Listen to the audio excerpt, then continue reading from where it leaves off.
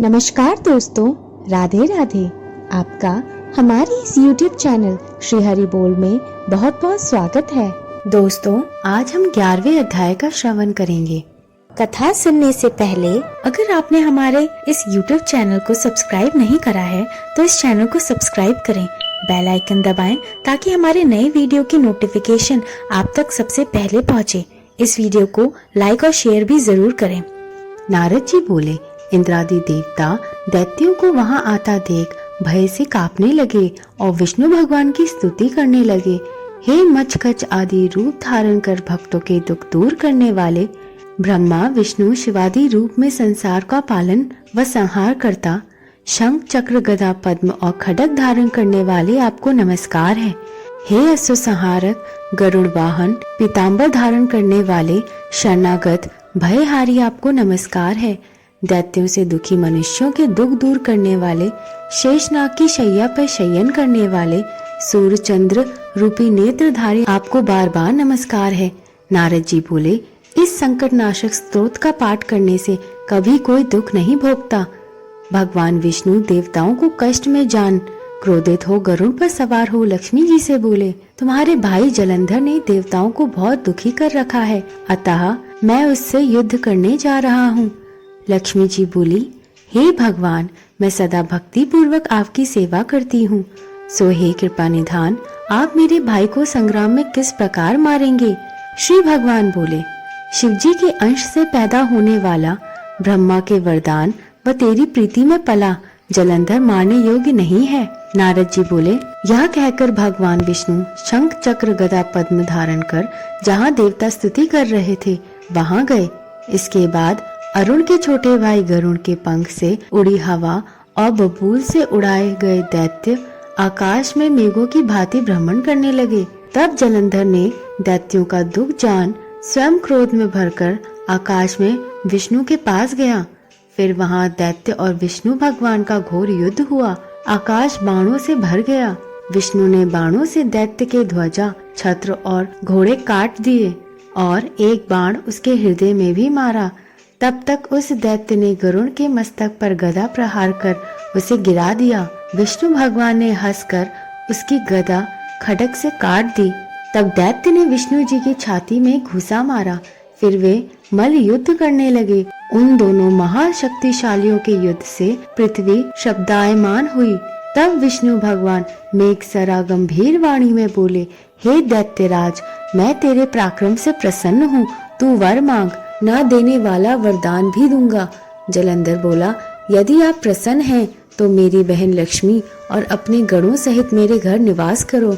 भगवान ने बहुत अच्छा कहकर लक्ष्मी व देवगणों सहित जलंधर के नगर में पधारे। नारद जी बोले कि जलंधर राक्षसों को देवताओं के अधिकार में सौंप पृथ्वी पर आया। देवता गंधर्व सिद्ध को रत्नों के समान उत्तम वस्तु को अधिकार में कर त्रिलोकी का राज्य करने लगा। देवताओं को वश में कर पिता तुल्य धर्म से प्रजा पालने लगा। उसके राज्य में रोगी, दुखी, निर्बल और दरिद्री न थी। इस प्रकार के धर्म राज्य को व उसकी राज्य लक्ष्मी को देखने और भगवान की सेवा करने मैं भी एक बार उसके नगर में गया। जलंधर नगर में पहुंचने पर भुवनपति राजा ने मेरा विधि पूर्वक पूजन किया। हंसकर कहा, हे ब्राह्मण, आप कहाँ से आए हैं? क्या कहीं कुछ नहीं देखा है, इसलिए आप आए हैं? आज्ञा कीजिए। नारद जी बोले, हे दैत्यराज, एक समय मैं कैलाश पर्वत पर गया। वहाँ शिव जी को पार्वती के साथ बैठे हुए देखा। कैलाश पर्वत 10,000 योजन चौड़ा और इसमें कल्प वृक्ष के सघन वन हैं, सैकड़ों कामधेनु गायें हैं और चिंतामणियों का प्रकाश हो रहा है। उसे देखकर मैंने सोचा कि त्रिलोकी में इसके समान कोई रिद्धि कहीं भी नहीं है। परंतु दैत्येंद्र, उसी समय मुझे तुम्हारी संपत्ति का ध्यान आया, सो मैं आपके यहाँ आया हूँ। स्त्री रत्न के बिना तुम्हारी संपत्ति को देखकर विचार करता हूँ कि शिव के समान त्रिलोकी में कोई सुखी नहीं है। भले ही नाग कन्या और अप्सराएं आपके घर में हैं, वे पार्वती के समान सुंदर नहीं है। जिसकी सुंदरता देख समुद्र में डूबकर ब्रह्मा ने भी अपना वीर छोड़ दिया, उसकी क्या उपमा दी जा सकती है। मछली का रूप धारण कर जिस पार्वती ने कामदेव के शत्रु महादेव जी को सुंदरता रूपी वन में अपनी लीला से भ्रमण कराया, और पार्वती के समरूप ब्रह्मा ने भी दूसरी रचना करनी चाहिए परंतु ना कर सके। इसमें उस स्त्री रत्न को भोगने वाले महादेव जी का वैभव सर्वश्रेष्ठ है, उनके समान तुम्हारा वैभव कम है। यह कहकर उससे आज्ञा ले मैं चल दिया। दैत्यराज उसके रूप को सुनकर काम ज्वार से पीड़ित हो गया और विष्णु की माया से मोहित होकर सिंहिका के पुत्र राहु को महादेव जी के पास दूत बनाकर भेजा। राहु चंद्रमा को अपने काले रंग से रंग कर कृष्ण पक्ष सा करता कैलाश पर गया। नंदीश्वर से निवेदन करके वह महादेव जी के पास गया और कहने लगा, हे वृषभ ध्वज, त्रिलोकी के स्वामी रत्नेश्वर, जलंधर की आज्ञा सुनो।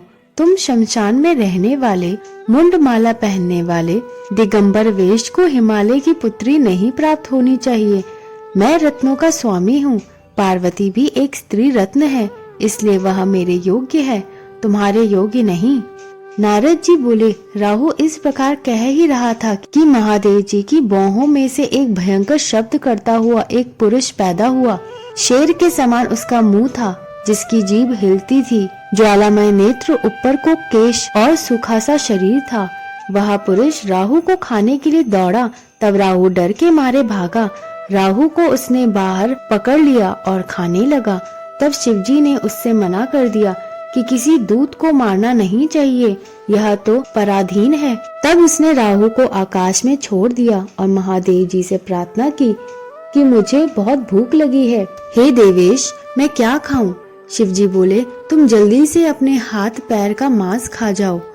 नारद जी बोले, उस पुरुष ने हाथ पैर का मांस खा लिया, केवल सिर ही शेष रह गया। तब शिवजी उसे देख बड़े प्रसन्न हुए और बोले, तेरा नाम कीर्ति मुख है, तू सदा मेरे द्वार पर रहा कर। उस दिन से कीर्ति मुख शिवजी के द्वार पर रहने लगा। जो कीर्ति मुख का पहले पूजन नहीं करता, उसकी पूजा निष्फल रहती है। उसके द्वारा फेंका हुआ राहु बर्बर स्थान में गिरा, जिससे वह पृथ्वी में बर्बर नाम से प्रसिद्ध है। राहु ने अपना दूसरा जन्म मानकर जलंधर से जाकर सब बातें कही। इति कार्तिक महात्म 11 अध्याय संपूर्ण। बोलो श्री हरि भगवान की जय। बोलो श्री राधा रानी की जय। दोस्तों, अगर आपको हमारी ये वीडियो पसंद आई है तो कमेंट बॉक्स में हरिओम जरूर लिखें। अगर आपको कोई कथा सुनने की इच्छा हो तो आप कमेंट करके हमें बता सकते हैं। आप सबका दिन श्री हरि की कृपा से मंगलमय हो। धन्यवाद दोस्तों।